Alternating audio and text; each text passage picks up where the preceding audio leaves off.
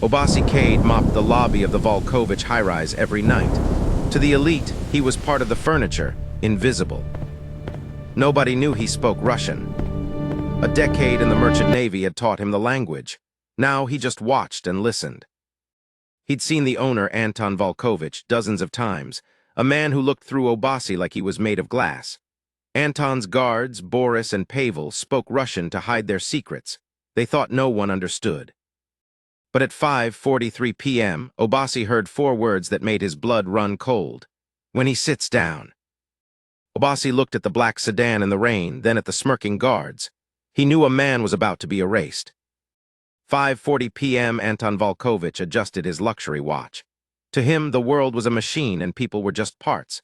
He lived by a rigid schedule, office at 9:00, car at 6:00, no deviations, no trust. 5:41 p.m., his security chief, Boris, signaled the car was ready. Anton didn't even look up.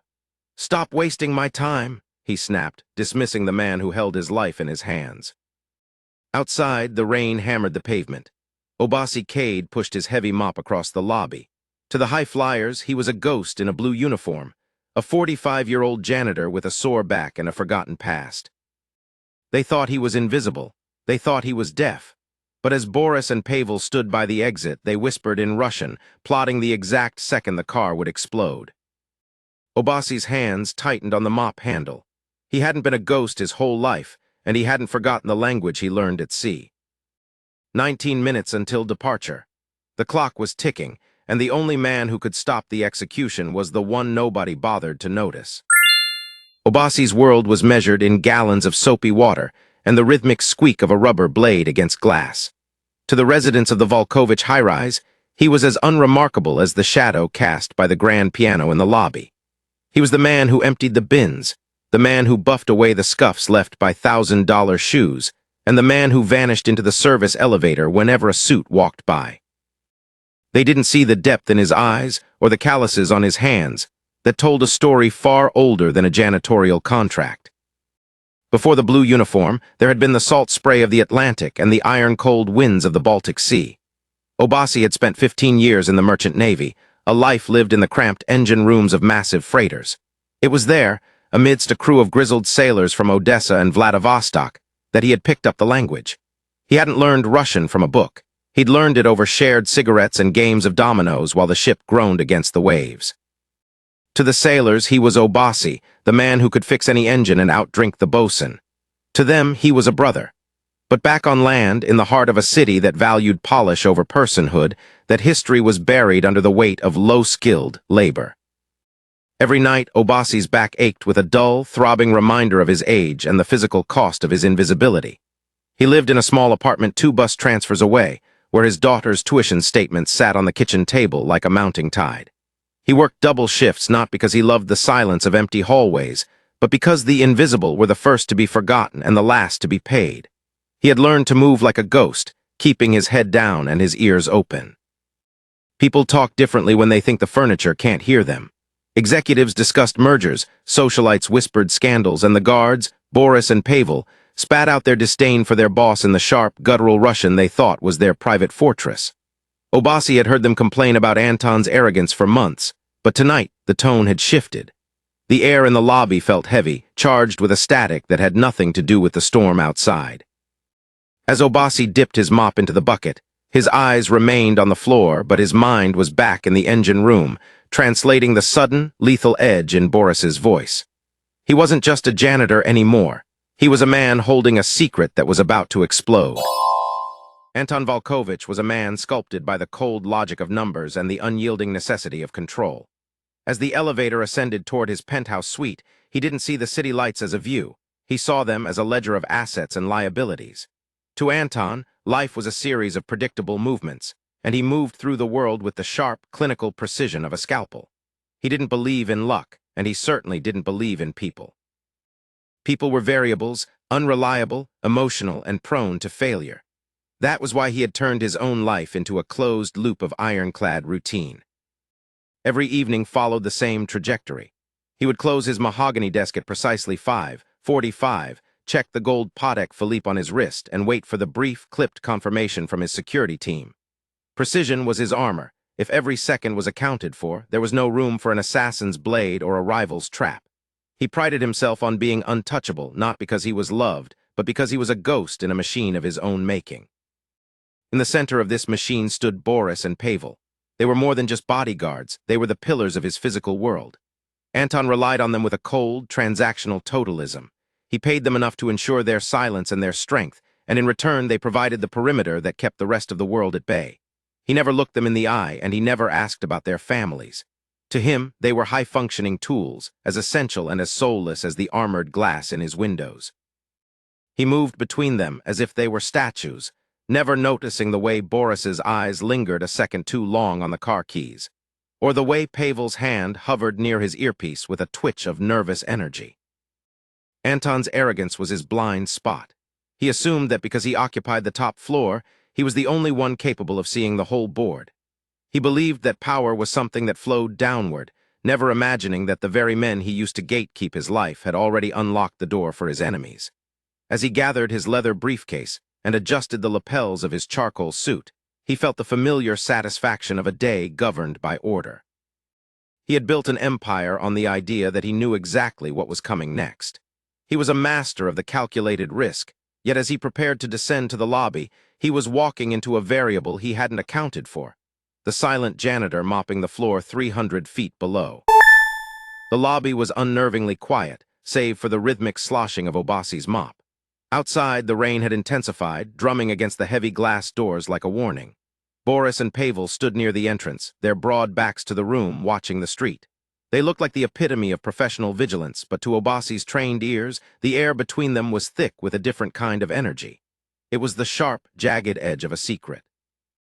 Thinking themselves protected by a linguistic wall that no one in this lowly lobby could climb, they dropped their English facade.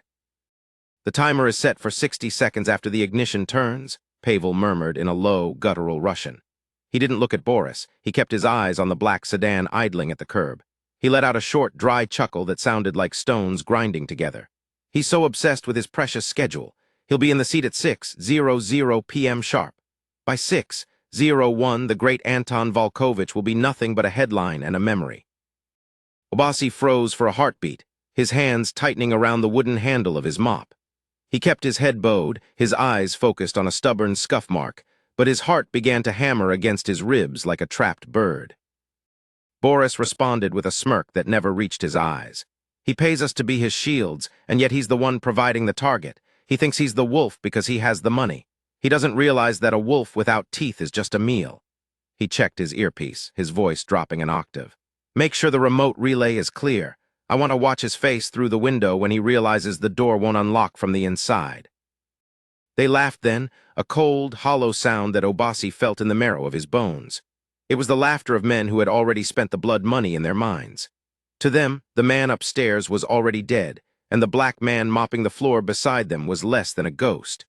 He was a vacuum, a nonentity who couldn't possibly understand the death sentence they were signing. Obasi's breath hitched. He knew the sedan, the heavy armored doors that Anton insisted on for maximum security. Those doors were about to become the walls of a coffin. He looked at the clock on the lobby wall. 5:48 p.m. in 12 minutes, the precision of power would meet the finality of fire. The engine room Russian of his youth flooded back to him, every word of their betrayal settling in his mind with terrifying clarity. He wasn't just a witness.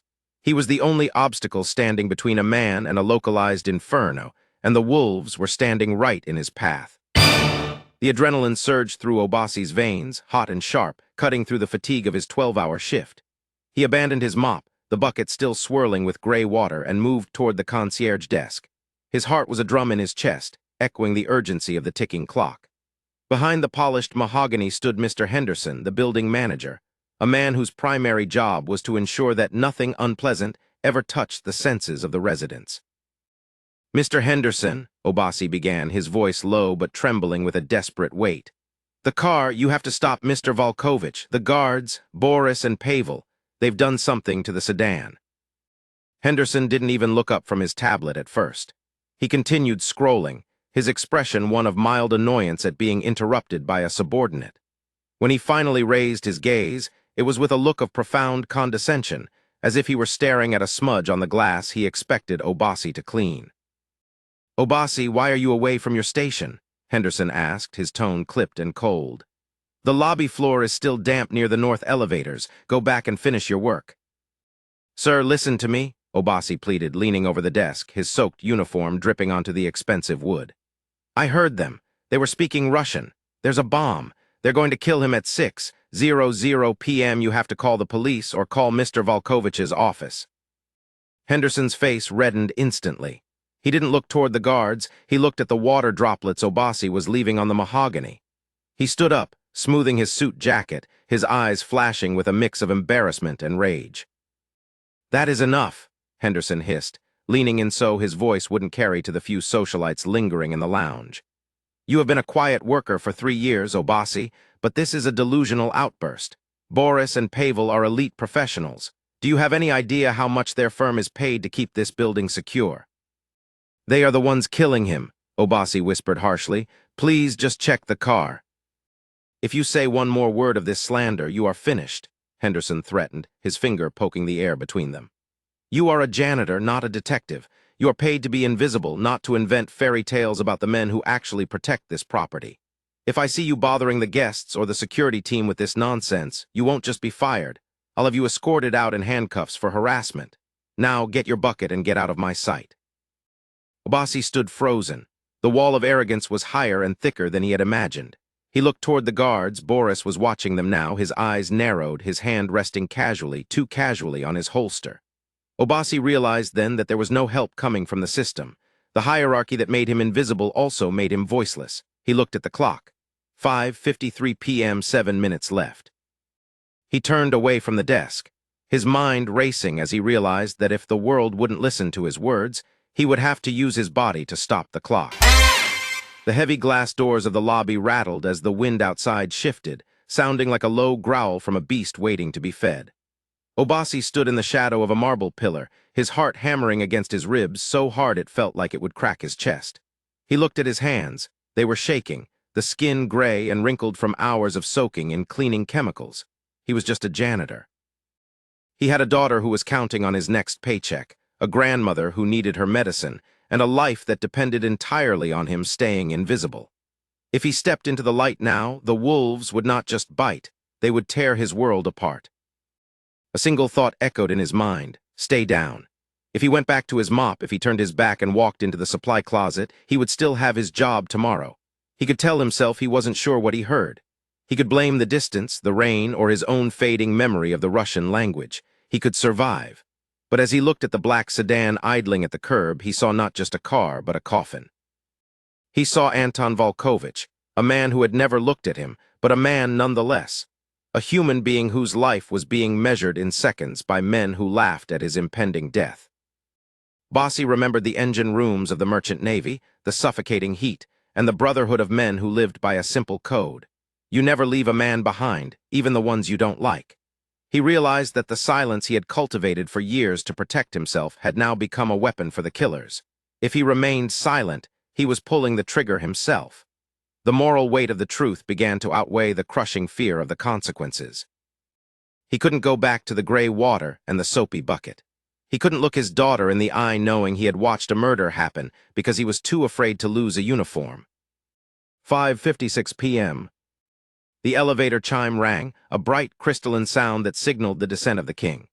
Obasi watched as Boris and Pavel straightened their jackets, their faces becoming masks of professional loyalty once more. The betrayal was so seamless, so perfect, it made Obasi's stomach churn. The fear was still there, a cold lump in his throat, but beneath it, a desperate, righteous heat began to rise. He wasn't a ghost. He wasn't a piece of furniture. He was the only person in this gilded cage who knew the truth. As the elevator doors began to slide open, Obasi let go of the pillar. He didn't know if he would be fired, arrested, or killed, but he knew he couldn't stay in the shadows any longer. The storm was no longer just outside. It was in him. The elevator doors slid open with a soft, mechanical hiss, and Anton Volkovich stepped out. He was a pillar of absolute composure, his stride confident and rhythmic as he moved toward the exit. Boris and Pavel pivoted instantly, flanking him like loyal hounds, their faces blank. The trap was set. The sidewalk was only 20 paces away. Obasi felt the world slow down. He saw the gleam of the black sedan through the rain-streaked glass, the driver already reaching for the door handle. He saw the faint, triumphant twitch in Pavel's jaw. The system had tried to silence him, and his own fear had tried to paralyze him, but as Anton's hand reached for the lobby's heavy brass handle, Obasi moved. He didn't just walk, he burst from the shadows. He threw his cleaning rag aside and sprinted, his wet boots skidding on the marble. Behind the desk, Henderson shouted a panicked, "Obasi, no!" But the janitor didn't stop.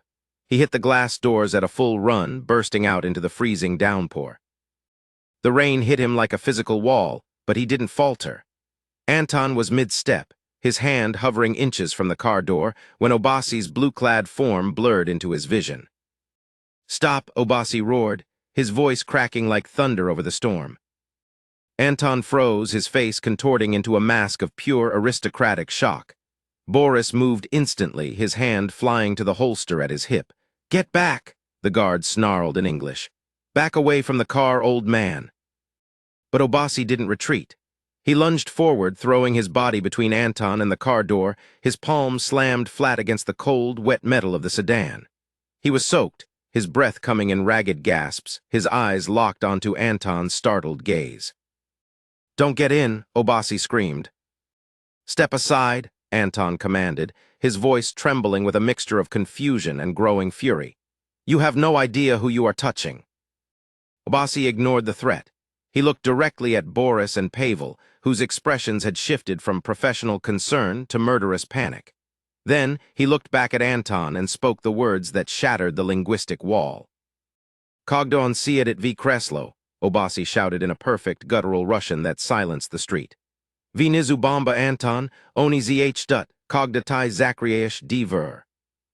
The impact was instantaneous. Anton's hand, which had been reaching to shove Obasi aside, withered. The blood drained from his face as the translation hit him when he sits in the seat. "The bomb is underneath. They are waiting for you to close the door." Anton looked at his guards. For the first time in his life, the king looked truly small. Boris froze, his fingers curled around the grip of his weapon, realizing the invisible man had just spoken the one language he was never supposed to know. The secret was out. The air was electric with violence, and the rain washed away the last of the janitor's invisibility. The silence that followed Obasi's Russian warning was more deafening than the torrential rain. Anton Volkovich stood paralyzed, his hand still inches from the door handle of the sedan he now knew was a tomb. The air was thick with the smell of ozone and wet pavement, but beneath it was the sudden, sharp scent of impending violence. Anton slowly turned his head. His eyes, usually cold and calculating, were now wide with the raw realization of a man who had seen his own executioners. He looked at Boris and Pavel. The men who had eaten his bread, worn his suits, and stood by his side for 5 years were no longer looking at the sidewalk. They were looking at him, and at Obasi, with the flat, predatory stillness of snakes caught in the light. The mask didn't just slip, it shattered. Boris's posture shifted, his shoulders squaring as he moved his hand from his hip to the open grip of his sidearm. The professional deference was gone, replaced by a sneering, lethal arrogance. He didn't deny it. He didn't plead. He looked at Obasi with a hatred so intense it seemed to burn through the rain. "You should have kept mopping, old man," Boris hissed, his voice dropping the polite English lilt he had used for years. He switched to a low, jagged Russian. "You just traded a quiet life for a very loud death." Anton looked back at Obasi. The janitor was trembling, his blue uniform clinging to his skin, his chest heaving as he gasped for air. He looked small, wet, and utterly insignificant compared to the armed giants flanking the car. Yet in that moment of absolute tension, Anton saw the janitor for the first time. He saw the integrity in the man's eyes, a loyalty that couldn't be bought with the millions he paid his security firm. "Is it true?" Anton asked, his voice a low, dangerous rasp. Pavel didn't answer with words. He reached into his pocket and pulled out a small black remote. His thumb hovered over the red button. "Step away from the car, Anton," Pavel commanded in English, his eyes darting to the lobby where Henderson and the other staff were watching in frozen horror. "Step away, and maybe the janitor is the only one who dies tonight."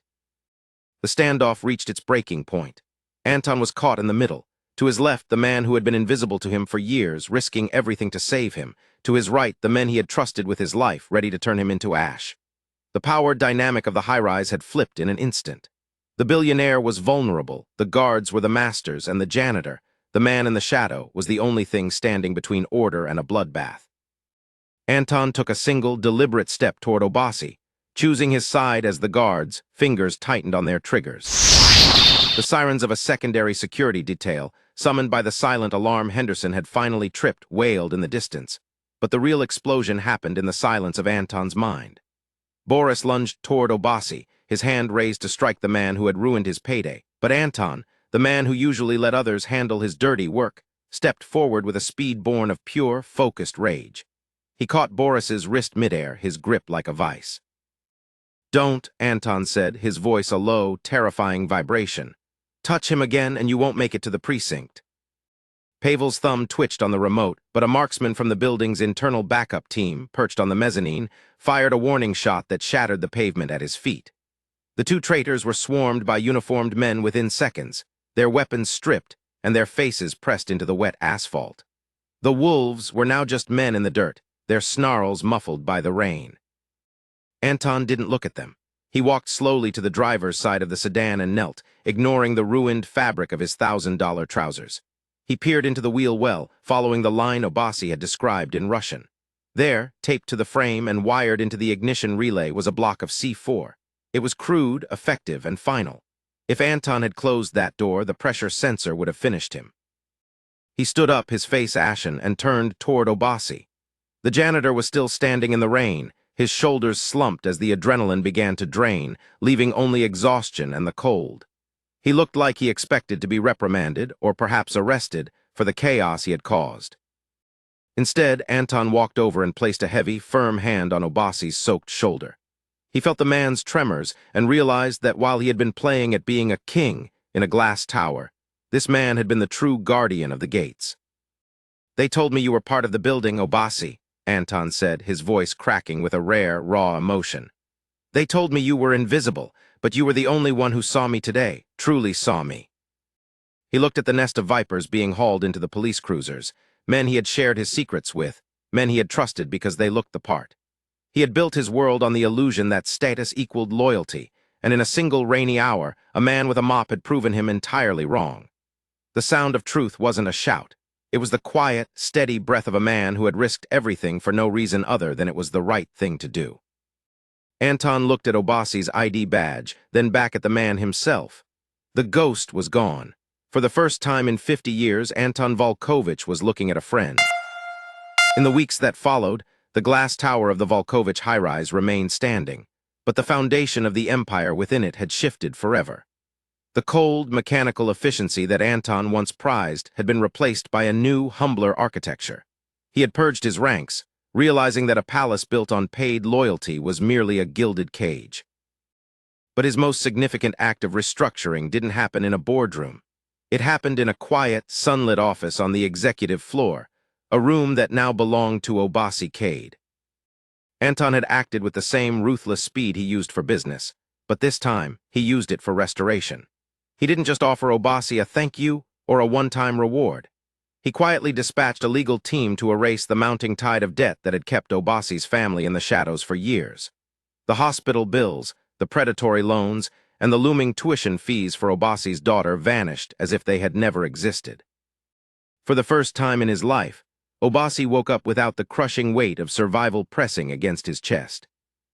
One afternoon, Anton called Obasi into the penthouse. There was no mahogany desk between them this time. They stood by the floor-to-ceiling windows, looking out at the city. Anton handed him a new laminated ID. It wasn't the badge of a janitor, but it carried far more weight. "I spent my life hiring men who looked like soldiers but acted like mercenaries," Anton said, his voice devoid of its former icy edge. "I want a man who knows how to listen when the world thinks he's invisible. I'm appointing you as my head of security oversight. I don't need you to carry a gun, Obasi. I need you to be my eyes. I need the man who understands the languages people think I don't hear." Obasi looked at the badge, then at the hands that had mopped floors for 3 decades. They were still calloused, still worn, but they no longer shook. He wasn't being given charity, he was being given respect, the one currency Anton had once refused to spend. Obasi accepted the position, not for the title, but because he realized that the empire was no longer a machine of cold precision. It was becoming a place where a man's character mattered more than his uniform. Obasi's life changed in an instant, but his soul remained the same. He still walked the lobby, though now he wore a tailored suit that fit his broad shoulders. He still watched, and he still listened. But now, when he walked past the new cleaning crew, he didn't look through them as if they were made of glass. He stopped, he used their names, and he made sure they knew that in the house of Volkovich, no one was ever truly invisible again. The story of Obasi Kade and Anton Volkovich serves as a stark reminder that the true value of a person is rarely found in the title they hold or the uniform they wear. In a world that often rewards the loudest voices and the most visible displays of power, we frequently overlook the quiet sentinels, the janitors, the street sellers, and the service workers who move through our lives like ghosts. Anton's near-fatal mistake was not a lapse in security, but a lapse in humanity. He fell into the trap of arrogance, believing that because someone worked beneath him, they were incapable of understanding the world around them. He forgot that every invisible person has a history, a language, and a soul. The moral lesson of this journey is clear. Never underestimate anyone based on their social status. Wisdom does not belong exclusively to the boardroom, and courage is not the sole property of those who carry weapons. Obasi didn't save Anton because he was paid to. He saved him because he possessed a moral integrity that surpassed his humble circumstances. His ability to speak Russian was a hidden skill, but his willingness to risk his livelihood to speak the truth was a profound character trait. When we choose to see those around us, to acknowledge the dignity in all work and the humanity in every face, we don't just enrich their lives, we often safeguard our own. Educationally, this narrative teaches us that diverse experiences are a silent superpower. Obasi's years at sea gave him a tool that eventually dismantled a sophisticated criminal plot. It encourages us to be lifelong learners and to respect the varied backgrounds of everyone we encounter. You never know when the man mopping the floor or the woman selling roses might be the only person with the knowledge to pull you back from the edge of a disaster. If this story touched your heart, remember that the greatest empires are not built on stone and steel, but on the trust and respect we show to every human being, regardless of their station. Sometimes, the most important voice in the room is the one that has been silenced the longest. Always look closer, listen harder, and never assume that silence means a lack of understanding. True power isn't about looking down on the world. It's about having the humility to look those in the shadows directly in the eye.